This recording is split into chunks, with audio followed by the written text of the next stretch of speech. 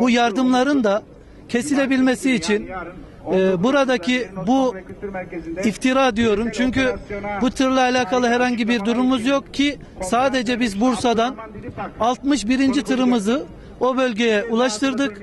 Oradaki yardımlar devam ediyor. O dikkat ettiğim haberde geçen o fotoğraf gördünüz hepiniz.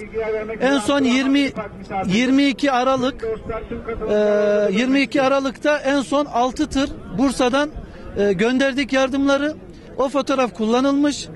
O giden tırların tamamı da 16 plakadır. Buradan gönderilmiş tırlarımızdır. Ve o haberde geçen 06 devamındaki o verilen plakayla alakası yoktur.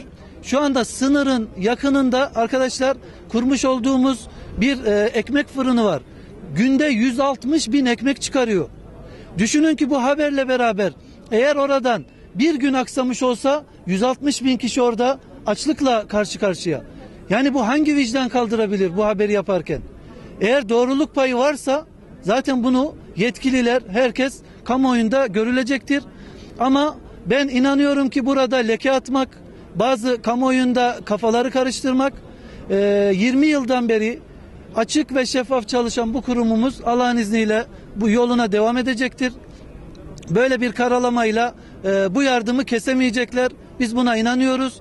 Zaten buradaki yanlışlık şeyde bir kere plakaları vermiş oldukları net bir plaka var. Dorsesine varana kadar ve kullanmış oldukları fotoğraf da Bursa'nın fotoğrafı. Yani bir bağlantı kurmaları mümkün değil. Zaten orada şu anda biz o haberi yapanlarla alakalı da hukuki işlemleri başlattık. İnşallah önümüzdeki günlerde onlar daha net çıkacak.